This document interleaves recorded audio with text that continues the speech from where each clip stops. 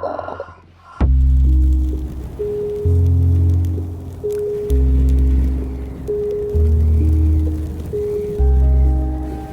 is Choon and my surname is Siow, so it's Siow Choon, and you know that in Asia we put our surname before our name. Anyways, Chinese name. I have been I've been in Singaporean ever since I was born. I've lived here all my life except for tertiary education. I was the head prefect for my school, and of course I wasn't the first, and neither was I the last, which meant that there were precedents that I should follow, or procedures that I should follow. And one of the things I remember doing was to do away with detention classes, because somehow I guess I was already a psychologist at that time.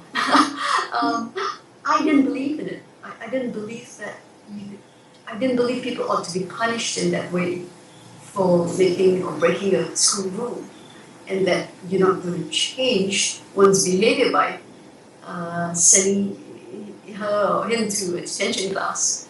And I abolished it without without without consulting my teachers or my principal. I ran first one, and I looked at it and said, we're wasting time, having this detention class. So I sent them out to do some work in the garden and pick up, litters, and then thereafter, throughout the year, I never had any detention classes. I just abolished it. And I think that effort of mine, just looking back, reflecting back, I think it's followed me throughout my work life as well. I change or stop things that don't make sense to me. It was taking that risk and being courageous enough to change things. And I think I'm known for that in my past 20, 30 years of work life. Introduced many things that no one else has introduced. My work as a psychologist is more to design and develop programs and ways in which I could help employees or the organization enhance performance of employees. The trend I have seen is that, at least in FedEx, and maybe it applies to every other company too, but over the last 10 years or so, management leaders are rushing to do a lot of things. It's do without much thinking about does it actually have any significant impact if you do whatever you're asked to do. So I think there's too little time taken to step back or to even just stop and ask oneself, why do I have to do this, or why does the company want to do this? Lots of employees stay at work late, but are they productive? In Singapore, I doubt if they are. Maybe in other countries they are. I don't think we are.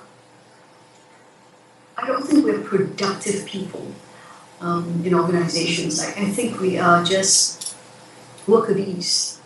I definitely will want leaders, in particular leaders, to be more questioning, and the high level leaders should to make sure that whatever work we do, there is a means of defining the impact. There's a means of uh, measuring, the outcome to link it to the business results or to what the business needs. I think if we are more disciplined in doing that, we would find that maybe we don't have to do so many things. What I have found is that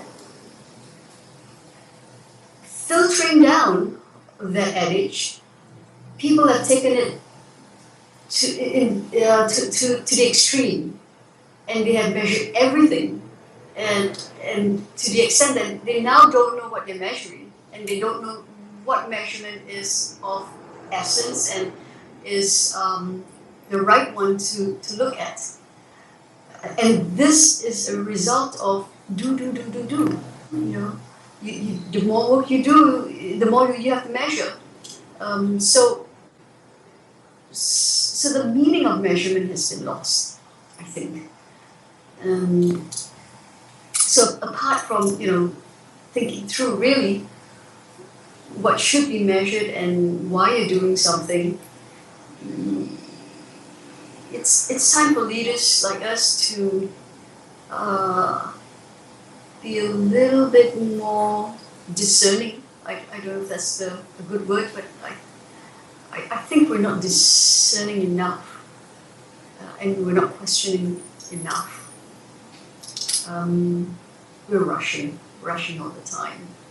And okay, yeah, the world has sped up as a result of technology. We're all rushing partly because we're all so greedy to make a buck, earn our money. That I think we've just lost our way in terms of knowing who we are as an organization as well as individuals. Wow!